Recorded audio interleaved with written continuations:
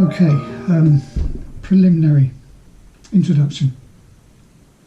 Got a case here, case number 825, from a young lady, 28 years old. This is what she's sent to us. She says, just as I moved into a positive and productive time, suspected partial possession from multiple entities sent my way. And she writes in brackets, entities trying to affect my speech patterns, mannerisms and movements, pushing on my face, intrusive messages, external voices threatening me and yelling racist things at me, some pretending to be companions or friendly. Physical and audible voice harassment from multiple entities stroke spirits, threatening to push me down the stairs. It's at one point at least 50 entities to swirl around me, close brackets. This unknown person hexed stroke cursed stroke jinxed everything. I also live temporarily with my own parents on property with occasional paranormal activity. She's not specific about what kinds of paranormal activity. She says possible poltergeist activity that rarely shows itself, but all of this negative energy being sent towards me has brought out a lot more spirits on my property. I suspect someone is actively sending me malicious entities on a regular basis, and I recently felt as if someone was actively stalking me, trying to keep me stuck financially and trying to make me gain weight. I've never associated with people who would do these types of things, and it's not difficult for me to distance myself from negative people and family. So I suspect it's related to that, or just an unbalanced stranger. Whenever I'm clear or push it away myself, it pretends to leave. I've never experienced this before. It's been steadily increasing since the beginning of the year, and the last 2 weeks have been 24/7. I already have plans to move, but do not feel comfortable doing this until I'm clear. So, the question for us as scientists and practitioners, is this person having delusions, or are they genuinely being influenced by discarnate spirits, and has she been cursed? Let's see if we can find out. Right, that's recording now. For the benefit of the record, this is case number 825, and I'm speaking with our medium Jono, and he has his spirit guide White Hawk with him. And this case is brought for the benefit of a young lady, 28 years old. So can I ask, does White Hawk have sufficient information to connect with this young lady? Yeah. Okay, good. Can you tell me if she's sovereign, please? No. Can you tell me what she's got with her? She has one level 2, one level 1, and I'm hesitating in case there's a second. I'm being told there's one level 1, one level 2. Okay, can we have those removed, please? Yeah, level 2 has gone, and level 1 has also been gone, and they're confirming there are no others. Okay, excellent. Thank you very much, White Hawk, for that. Let's have a look at her grounding now, please. How does her grounding with the planet look? So grounding, we're going down to 35 to 40%. Okay. It's quite poor. Mm-hmm. That is being reinstated as we talk. Excellent, thank you. And they're saying it's not going to be a hard process, and we're free to move on. Okay, thanks. Let's have a look inside now, the inner etheric. What do we find in there? And for the benefit of the client listening to this, this needs to be clear and bright. And if it isn't, we need to know what's in there. So straight away, Terry, as you mentioned, the inner etheric, I was drawn straight to her throat where we have a cord. And it's not there for strangulation purposes, it's there for control, and it's there for stopping words coming out. Okay. I also have a plate to the right side, in fact around the temple area of her right side, which has been placed there. So for the benefit of the client listening to this sounds like deliberately placed control devices to interfere with her sense perceptions. Which is exactly why this one is here. So the perception is changed as life as she sees it is changed, and then life as she's trying to speak it is also restricted. I also have a band around the chest area as well. Okay. All of these can be easily taken away. They're not with her, and that's the 3 control devices she has. Okay, now just to be clear before we move on, for the benefit of the client listening to this, as a scientist, it's my intention to discover whether a client is suffering from delusions, hallucinations, or whether there's an external influence. So correct me if I'm wrong here, Whitehawk. This suggests that this young lady may have been having delusions or hallucinations, but they are influenced by external agencies. Is that correct? Yes. Okay, thank you very much for that. Moving on to the chakras, if that's appropriate. Okay, so chakras around the head, chakras all over the place, which is probably as we'd expect considering that these areas have been affected. Lower down, it's not bad.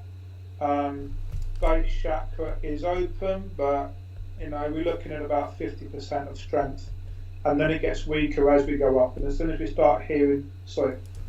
start approaching the heart, throat, third eye, and crown, they're all over the place. So these can be rebalanced. They're working from the bottom up, and they don't see any problems with the higher chakras. It was just literally because there was a different frequency that was not hers, and this frequency disrupted her balance. So now that frequency has been taken, the chakras will take its natural form with a little bit of help. So there's no problem with the chakras. We're free to move on. They will continue their work. Okay, excellent. Thank you very much. Can we move to those lower frequencies now where we find interdimensional parasites, any of those? And for the benefit of the client, that we're looking for bacteria, bugs, spirit bugs, if you like. They're not physical, they're from other dimensions and they affect the etheric body. Any of those, Whitehawk? I have one set of 3. Okay. A group of 3 parasites. Okay. And those are being removed, yeah? They are now, yeah. Okay, excellent. Thank you very much. Yeah. Does this young lady have any interdimensional portals, access to other dimensions around her person or her dwelling place? Straight to the third eye. There are none other with her. Mm-hmm. Okay, and this links in with her false perceptions, doesn't it? She's seeing things she's gaining access to other dimensions, isn't she? Yeah, yes. Okay, and this is where the confusion comes in. Is a person having hallucinations, delusions, or are they actually viewing through a portal into other dimensions? So what is the answer to that, Whitehawk? So the answer is both. Okay, good. The plates around the vision was giving her false perception deliberately. Mm-hmm. Plus also she has the third eye, which is of course, seeing.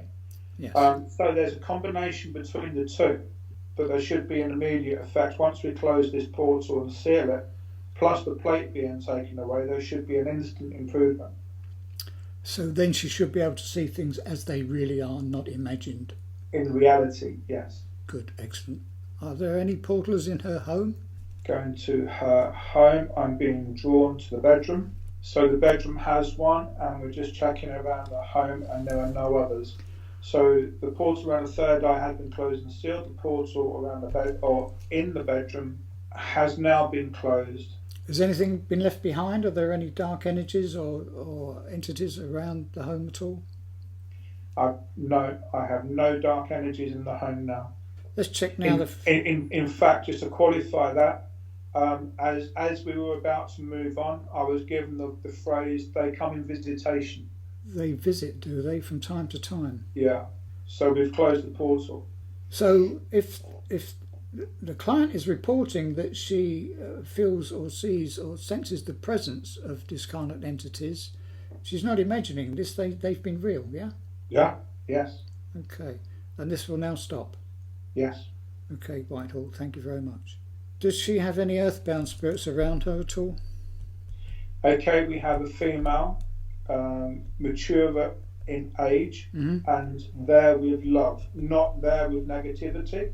But of course, this is not her job to attach to this lady, to our client, and it's not our client's job to carry her.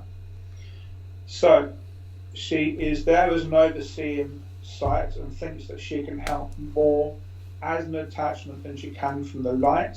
This is now being discussed with her, and an explanation is given is that she should be in the light. This is a place of love. She will be given back to the light with love and her thanks for her attention, but she can do more help from the other side than she can on this side. Okay, lovely. Well, thank you very much for that, Whitehawk. And she is being led away hand in hand, and it's a very gentle, very nice process. There's no negativity here whatsoever. Moving on, does this young lady have any contracts in place from past lives? Any contracts or agreements with negative forces, black magic, witchcraft, that could possibly be influencing this life? So we have a contract on the table. Okay. And I am being told that the contract is not yet fulfilled. I am also being told that this is not negative. And is there something that we want to be involved with? Because it's not negative. Well, that's fine. Positive contracts that are there for a very good reason. They help us to learn and progress spiritually, so that we don't need to interfere with that at all. I just want to confirm that there are no negative contracts. No, and they're very happy with that. Okay, good, excellent. Thank you very much. So let's have a look now at the condition of the aura. If you can give me a percentage integrity of the aura. So we have about 60-65% strength, and we have fractures. That's how I'm seeing it. I'm not seeing it as weak. I see parts that are strong, but part of this energy around her is completely fractured, and that's where the weakness is. Can that be repaired for her? Yes. So the repair work is being done. Okay, my next question refers to her connection with the higher self. Now, the soul essence within the body, to what extent, in percentage terms, is that connected with the higher self? 75%. Okay, well, that's not too bad, but can it be improved? They're saying it's okay. They're saying people function perfectly well on this. Okay. And yet, of course, it can be improved, and it will only serve as a better purpose to improve that. I'm sure that will improve now that the negative influences have been removed from her. Moving on from the spiritual to the psychological dimension, does this young lady have any self-created negative thought forms? I have a void. I have a no. Nil. Okay. Does she have any dissociated subpersonalities? Yes. Okay. And what age were they created? 17. 17. And 18. Is that two, one at 17 and one at 18? Yes. So now, appealing to the higher self, is it convenient and appropriate for these two to be reintegrated with the core self? Yeah, very, very convenient. Okay, can that be done then? A strong welcome. Excellent. Yeah, very smooth process. Very, very strong welcome. Yeah. Okay, thank you very much. Now, I need to ask whether this person is being influenced, whether the vulnerability here and the cause of these problems has been due to anyone cursing her. We have something coming in latter teenage years, and I see her defences being dropped completely. So I'm trying to stay away from what we just had at 6, 17 and 18. Yeah. And I feel it is around those years. Can you say yes or no? Was this a deliberate intention to cause her harm? Yes. So yes. It's a curse? Yes. Yes. From a living person? Yes. Okay. And can she be protected from that now? Yes. Now, for the benefit of the client listening to this, there's no need for you to investigate who this was, if you don't already know, because it would just cause more harm. It's best to let it go, leave the past where it is. Protection is around you. You will not be affected by this any further, and you can be assured of that. Is there anything that Whitehawk would like to add to that? So he's saying, perfectly summed up, he's saying that the protection is there. She is now in a ball of energy. He's saying that the intention has been getting weaker anyway. So, yeah, absolutely nothing to worry about. This is perfectly there. Read the papers and use the papers to your best, he's saying. When Whitehawk refers to papers, he's referring to the self-protection protocol that we'll introduce you to. So let me be definitive on the cause of this problem that this woman has been suffering. Is the root cause of her distress this deliberate negative intention around about her teenage years? Yeah. Okay. Yes. So the cause was a curse? Yes. Okay, thank you. It's that shook her. Okay, thank you. And that's just for the record and for her information. And the advice is to maintain her own protection. She's safe now, but she needs to maintain her protection. Is there anything else you'd like to add, Whitehawk, for this young lady? Really what they're saying is understand the power of thoughts and understand the power of intention. Send good, because what you send you will receive. And there is this contract in place they're bringing forward as well. This contract is a good, positive experience. Look forward to it and embrace it. When the opportunity comes to you, you will know there will be something in your head that thinks that perhaps this is the contract, and the answer is yes. Fulfill that contract with goodness and with the love in your heart, and you will receive back tenfold. And they're saying many blessings to you, because there is a very light and a very positive way forward for you.